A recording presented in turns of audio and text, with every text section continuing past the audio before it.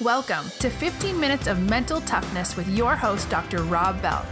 Dr. Rob interviews expert coaches, executives, and athletes about mental toughness and their hinge moments. The Hinge. It connects who we are with who we become, and it only takes one.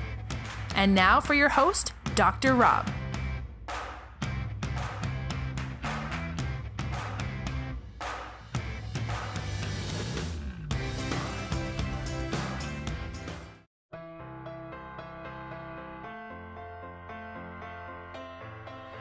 Welcome to 15 Minutes of Mental Toughness. I am your host, Dr. DRROBBELL. I've been efforting this guest probably for a year because, well, number one, he's my coach. I don't know if you knew that or not, but he's my coach.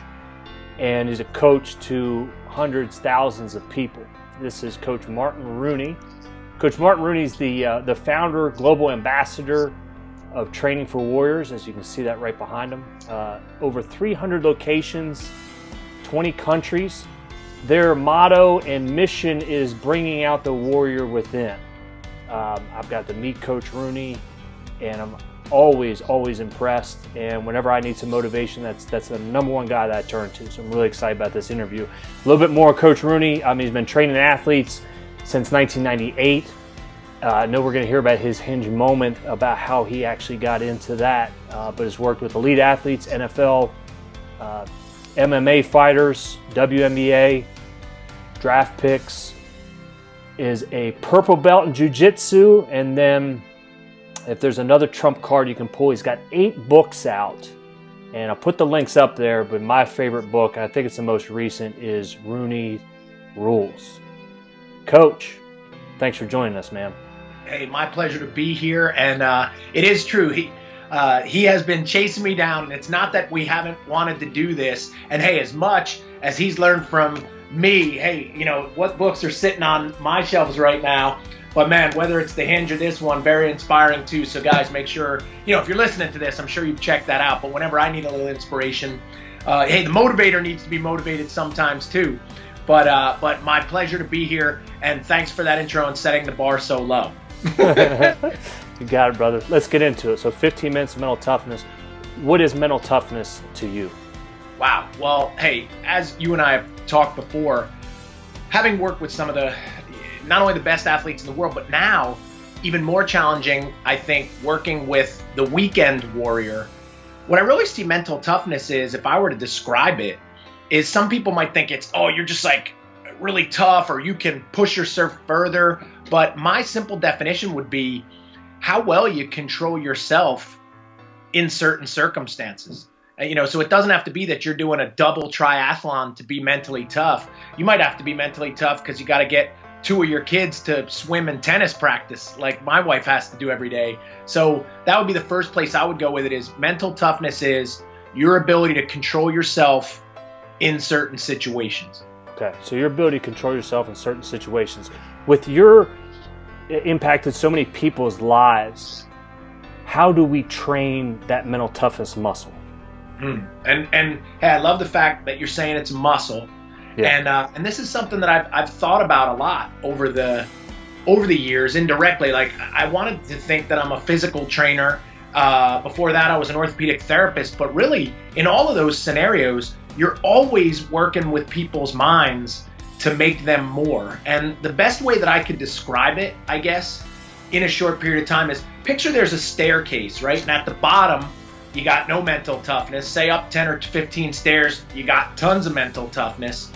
Well, the only way to go from 0 to, say, 20 stairs away is you gotta make these small moves, one small step at a time. And so if I were to have somebody develop toughness, I think the mistake people make, whether it's trying to change their diet or improve their fitness level or improve a relationship, is they try to solve it all in one shot. So they're thinking they're going to jump 20 steps at one time. But really, if you just took the small step, acclimated to that step, and learned what it took to get there, then you could add a little bit more. So you said it. Mental toughness is a muscle. It's something you develop. But just like your muscles, you're not going to have arms like Arnold Schwarzenegger in one workout. You won't go from, currently not too tough to a Navy SEAL in a week either. So the way to do it is give yourself small challenges that push you out of your zone, but that you can pass them, and then that's going to open you up for the next one. Yeah. Yeah, we are in a microwave success society where we want results yesterday, the instant results. In your impact with a coach, I mean, you and I both know the importance of a coach. I mean, we believe everybody needs a coach, and I think we also believe everybody is a coach. How do you get people to buy in and take ownership of that process so they really are just taking those steps that they have to take? Well, I guess the thing that I would take a step back is with a coach, and there are so many things, that's where, as you know, that's where I spend most of my time now, is really understanding that. Because I do think a coach is integral in, hey, maybe not only growing somebody's mental toughness, but a coach could crush it as well. And anybody listening, I'm sure they're nodding their heads like, yeah, I had a good coach that really helped me out and made me more. And I had a bad coach that said the wrong thing at the wrong time and hurt me too. And ultimately, the first step, I guess I would say, is you don't get to do either until the person trusts you. So they got to trust you. You have to have a relationship that they're listening to you as a coach. And then that coach has to know how that person likes to have interaction, and then be able, again, to take them a little further with that trust in place so they know it's the right thing to do. And then get them a little success, let them know about it, and then set another expectation, get them more success, let them know about it, have that empathy of what they're going through. And then all of a sudden, not only do they have this relationship with you, but they're waiting for the next challenge. So it's pretty interesting. I do believe that we are all coaches, and every coach's responsibility is to make somebody a little more mentally tougher than they were. But, hey, the challenge is it goes back on that coach, because the coach has to know how to do it for themselves first. Right. Go along with that then, Coach. So with coaches, I mean, we can't, and we see it a lot. I mean, they'll just be telling them what to do, and instead of them taking ownership of it. What is the steps that coaches need to take for themselves with that mental toughness piece? Well, hey, now I will say this. Say if we're talking about sport coaches right now, right? A sport coach doesn't have to have played in the NFL or been a UFC champ to be a coach. In fact, sometimes that might make you not a great coach, right? Like if Usain Bolt was your sprint coach, he might say, "Hey, just go run real fast." Yeah, do it like I do. Yeah, just run 9.5 like me. Yeah. But I think a coach has to experience and have passed through some of the things that they make somebody do. So if you're going to tell somebody to eat a certain way, if you're going to, or an example would be, hey, you can't go to a piano teacher and they never played piano, right? Like they have to have done something, and that they've carved a little more toughness and then have the ability to show somebody else how to do it. So you mentioned the jiu-jitsu, and hey, I'm also a black belt in judo. Those toughening experiences, I could say they were incredibly valuable, and they were, but I'll also say those never happened for me without my great coaches that I had that were already mentally tougher than I was, and so ultimately that is the responsibility of a coach too. And it's great news that they have to continue to develop themselves and push their limits, which is going to earn the trust of their students or their athletes, and then get those people to take that step up that staircase. We spoke yesterday, and that analogy of like the salad bar came out. And we were talking about how you and I think like I want the salad bar, like that's appealing to me, but with other people, the milkshake line or the ice cream line is definitely more appealing. Yep.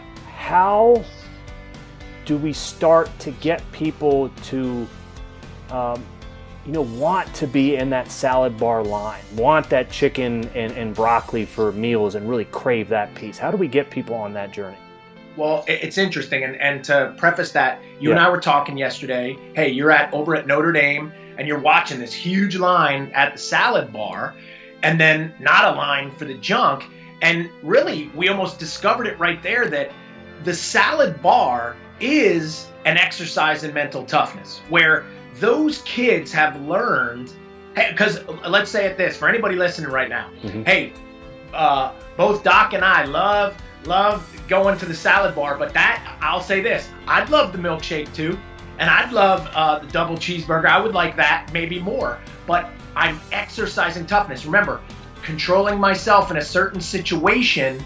But here's the piece that the doc is hinting at here is all those athletes, it's easier for them because they have one thing that's going to help you with mental toughness, and that's a really strong goal, right? Like imagine you're trying to play football at Notre Dame or girls basketball at Notre Dame right now. I mean, you got to have such a goal, and then you're going to have to do the little things maybe somebody else wouldn't do. That's where that toughness comes in. Because I'll tell you what, the person in the milkshake line probably isn't making the cut, but that person that's in that salad bar line, and then maybe they're studying enough and they're getting to sleep enough, all of those things are not comfortable, but the mental toughness they've developed because of the goal has allowed them to get comfortable with that. So my challenge to everybody listening is, hey, you want to be tougher? Then what's the goal? I brought up judo before. Guys, I had to get comfortable getting choked unconscious. I had to get comfortable possibly having my arms broken, but I was comfortable because I had a goal of what I wanted to become. And because I knew what I wanted to become, there was a toughness level I had to have to achieve that. And that was another piece. So look at that. Man, we're uncovering some big stuff here. You got to have that trust layer with your coaches and coaches that can pull you up, but you got to have your reason.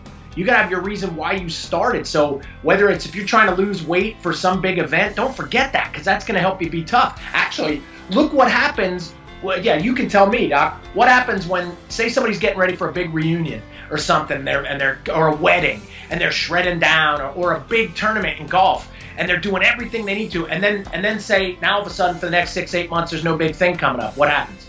Yeah, exactly. Let it go. But it could appear that they don't have any mental toughness anymore, like that's gone. But no, what it was is they don't have a reason anymore. So, man, you see how we got to have this layer of trust. We got to have this reason. I smell a book coming out of this right now. I smell a book. I feel it. I was talking to one of my friends as an NFL referee, and we were just kind of having that conversation. The season's so far away that why wasn't immediate enough for him in terms of that. You know, one of your things that you in your podcast is Into the Roar, and I love that story and how you share that. If we're talking about mental toughness, doing the things you don't want to do, can you elaborate upon that in terms of the mental toughness muscle, and is that going into the roar, and can we do that in all parts of our life? Yeah, well, so that concept, the concept I call it Into the Roar, and it's not a story I made up, but to paraphrase it quickly, these lions are chasing down these gazelles, and what ends up happening is as they stalk them towards the males, and the males jump up and they roar as loud as they can, which usually scares the gazelles right back to the other lions. But the gazelles that survive are the ones that, even in the face of that roar, even in the face of that fear, they push forward faster, because the lions that are roaring aren't expecting to catch anything. And those are the ones that become stronger. Those are the ones that survive. So that always stuck with me, that what we're talking about, that salad bar line is into the roar. Getting to sleep on time is into the roar. Hey, saying the right thing at the right time, being honest at the right time, down to, like we just talked about, maybe it's getting that workout in. None of those are comfortable. But when you go into the roar for that thing that you're after, that thing allows you to be comfortable. So that is this concept that indirectly, I guess I never realized I was always trying to help make people mentally tougher with the things that I teach. Now, some of it's physical exercise, which I believe without a doubt, that's one of the best ways to immediately toughen yourself mentally, is to be able to pass through that. Like, hey, to get a workout done and another workout done and continue to exercise that muscle, like you said, then it almost becomes automatic. So here's a great example too, at the salad bar line. Let's say right now whoever is listening right now, you're in the milkshake line and you want to be in the salad bar line. Well, the whole thing is that means you got to cross this gap. And the only way that you can do that is, first, you got to get on that salad bar line. And then you got to do it again and again and again and again until it feels so comfortable and so natural that you've developed this toughness level that now it is just natural that going back to the milkshake line would now be the thing that's uncomfortable. So really, what's the secret? We got another one. Look, we identified another one. First one, you got to trust the people that are helping you. Next one, you got to have a reason why you want to do it. You know what we just identified right there? You got to practice, baby. like then whatever it is, you gotta do it more than once. And that maybe is the enemy of toughness that Doc was talking about, is instant gratification. That, oh wow, I didn't get my golf swing down the first time, or oh man, I didn't PR in my race, or I slipped up on eating. No, you got to just keep getting back to the thing that you want again and again and again and again. So we both like the salad bar line because we've been in the salad bar line so long. To leave it would be painful, but the person that hasn't gotten on it yet, they got to do a long string in a row of doing that again and again, which is called practice. And that is, then all of a sudden, you know what they're going to say about you? They're going to say, man, that champ's so mentally tough. And no, maybe it's not that they're any more mentally tough. They've just been doing it so long, they're used to it, you know? You know, when you mentioned that crossing over from the milkshake line to the salad bar, a lot of times, I mean, I always think of, you know, we have these moments in our life that connect who we are with who we become. And I call them hinge moments. And sometimes we don't know when they're coming. We have no idea what they're going to look like, but it could be a person, it could be a decision, it could be an event. And since we can't connect the dots looking forward, we can only connect the dots looking backwards in our life. Share with us what's a hinge moment that happened in your life. Wow. Well, hey, number one, and you know, I'm familiar with that idea and concept because of your book, which I think is great, and I think everybody has to understand that. And when the first time we met, when I got to watch you present about yours, which I think everybody, if you don't know his story, you got to hear it because it's incredibly powerful. But and what I would remind everybody is, everybody listening, you all have hinge moments, and they're actually getting created every day. And if you know that you can only see them looking back, then just make sure whatever you're doing today, it's the right thing, because eventually you're going to look back on it and you're going to see that it's a hinge moment, right? Yep. So that means you could start your diet or anything else new right now. But interesting, I guess, if I were to say one, and it's one that I talk about a lot, because I consider myself now, say, a coach for coaches, what I'm trying to do is study coaching so much to help more coaches, to help more and more people, to make a greater impact. I look back and I say, where did that start? And the hinge moment for me, I was in 7th grade, junior high, and in New Jersey.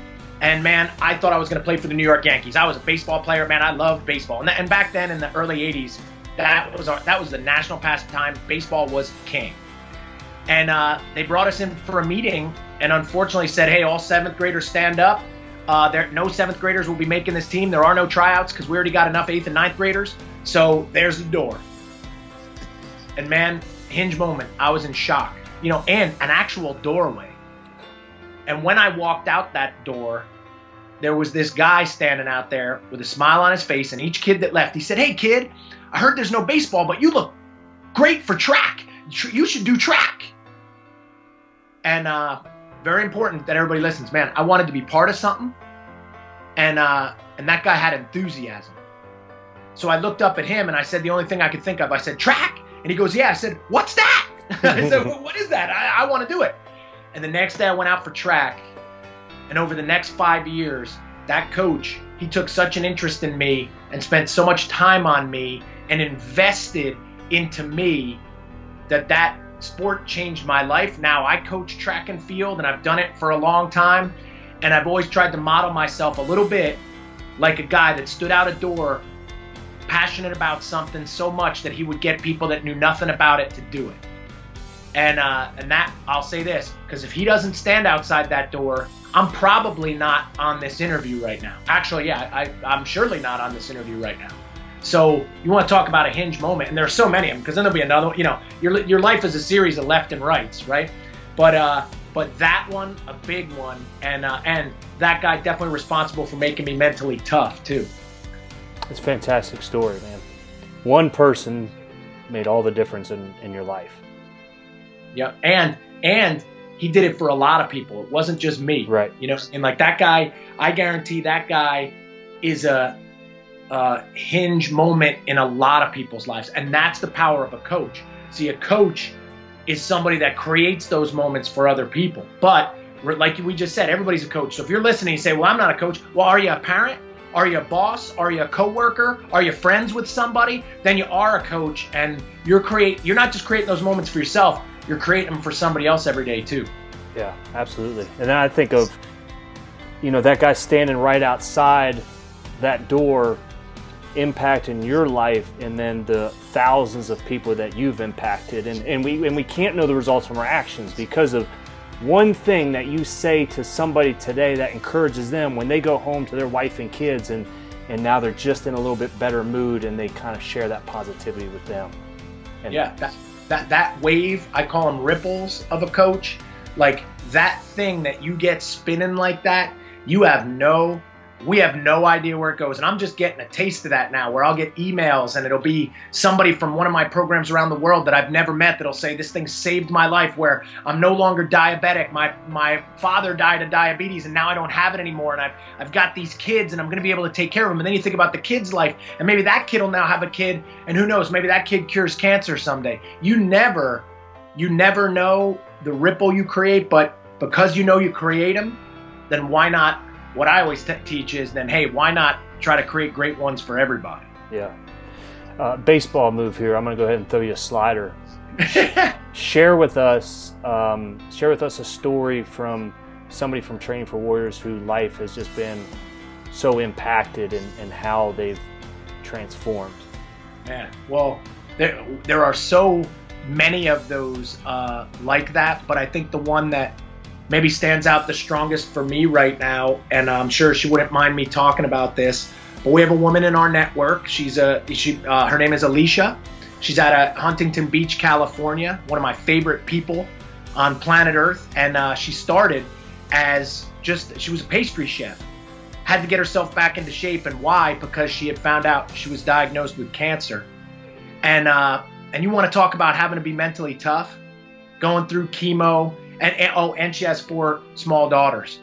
So now imagine going home and breaking that news, and now knowing this fight that you have ahead, but you're not in the shape you need to be in. So she attacks her fitness and she attacks her diet, and the cancer goes into remission. But then it comes back. And now imagine the toughness that you got to have again as this thing resurfaces, and now it's worse and it's spreading. But she keeps fighting, and she becomes more tough, and then becomes a coach at Training for Warriors. So then she's so into it. Now she's helping other people, and she beats it again. And then, man, and now it's back again.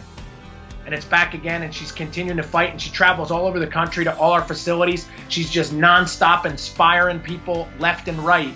But the thing that I think she's taught me the most from that is every bout in these different trials and all this stuff that she's going through, she's not only become so tough in the face of the thing that we should be most all scared of. See, we talk about making the team at Notre Dame, or we talk about winning a gold medal or making the big putt. But I'll tell you what, all those things mean nothing when somebody gives you a timeline or tells you have cancer or something like that. All those, they're not tough anymore. So maybe that's a cool reminder for everybody today too. But the thing that she's taught me most is in the face of that, in the going into the roar like she does, she's taught us how to live, where every day she's setting up these hinge moments. Every day she's just saying the right things and living the way you're supposed to be living every day, like you didn't have another day left. And I'll tell you that, when you are like that, you know what, that may be the killer for mental toughness. We got another one. So we've hit the trust, we've hit the goals, we've hit the, you got to have a reason. You want to know another one right now? I'm ready. Fear. Fear is the thing that stops mental toughness. That's what gets in your head. You're afraid of that new height in the high jump. You're afraid of what people are going to think of you when you release that new product or something. This fear inside your own head, this conversation, that's the thing that is stopping people from being tough. And you know what?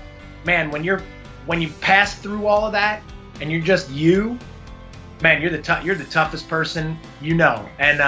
And she is our ultimate example from the network of that. And in a weird way, some of the people that I've met in similar circumstances, they sometimes say, man, that cancer or whatever else, the best thing that ever happened to me. You know, that's what's always interesting is everybody I come across that has encountered something horrible, whether it was an addiction, whether it was a car accident, whether they were quadriplegic, they all say the same thing. It was the worst day, but it was also the best. Because we can't comprehend what life is like that. I'm gonna add one just on top of that, Coach. So I think with those, what she's provided then as well is a model for, if she can do it, well, then I can get up at 5:30 and I can do this. Absolutely. She's now, think about it, remember what we talked about. They're going to trust that coach. The coach has gone there first. So how can you not put your effort in? How can you not do the work when you know what she's doing all the time? So absolutely, again, it's just an example of what we're talking about right there. And ultimately, that going back to the biggest challenges, what does that challenge force you to do?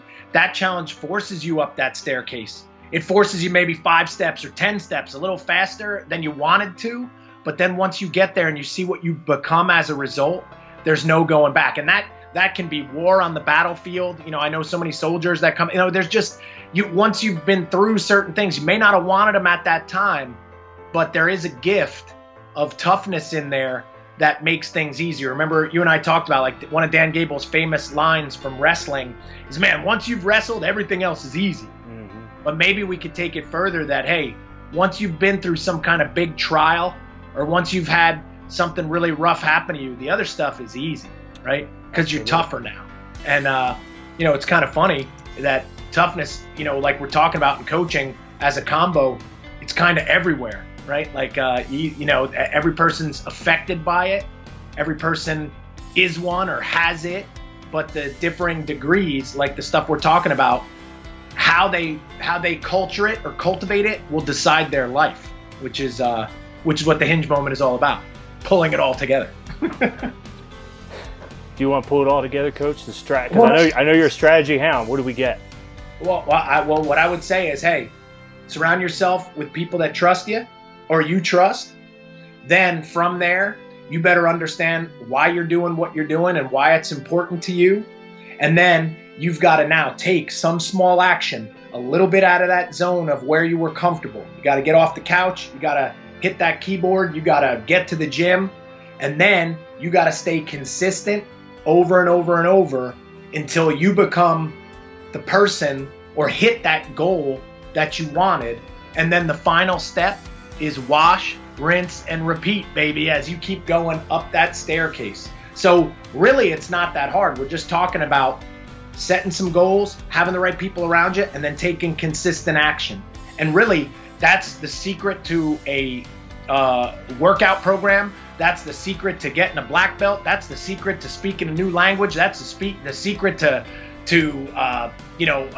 becoming a PhD, right? Like that, That's what I always heard. PhD stands for pig-headed discipline. You just didn't give up. And or piled high deep. Yeah, just keep going, man. That's it. So ultimately, right there, I think we've unlocked the secrets of mental toughness. It never needs to be explored again. Now everybody just needs to get to work. I hope the listeners got the skill about how you were able to get on the stream of consciousness and recap every step along the way. That was quite the gift. I remember one of these divers, the 10-meter divers, they would tandem, so they have to be in sync with one another. And I always ask him, how do you know? And he said, well, I could always kind of peek and look. I said, you could peek and look in like all those flips? He said, are you ever teaching and you start then thinking about your next point? Are you ever on stage and you think about your next point and how you're going to wrap it up? And say, yeah. He said, it's the same exact thing. We've done it so many times. And that was just quite the gift that you pulled there. Yeah, well, hey, what I would say is the newsletters and the different blogs that I write every week, that is the secret to that. So really, that was an exercise in mental toughness. I was able to do that because of the last 15 years of doing every day what I do. Yeah. So there's no special gift there or ability that I have no one else has. I've just exercised a little discipline that maybe some people didn't. Just like getting in the salad bar line or just like getting to bed on time, all those things add up, right? And so they add up to your life, but they also add up to how tough you get. I love that muscle. I even have it. Mic drop. Whoop. Coach, how can our listeners get a hold of you, follow you, and keep in touch? The easiest ways, if anybody likes what I had to say, hey, check out my newsletter at trainingforwarriors.com and or check out the podcast at Into the Roar Show or just Into the Roar, wherever podcasts are found. So whatever phone you have, type in Into the Roar, and I've got 80 episodes up there that I would say follow this same vein of what we just did. So if you need a little inspiration or you need a little couple of kicks in the pants to take some action, that's why I do what I do. Yeah, Coach, thanks so much. No, you kidding? My pleasure, and I'm glad we finally got it in.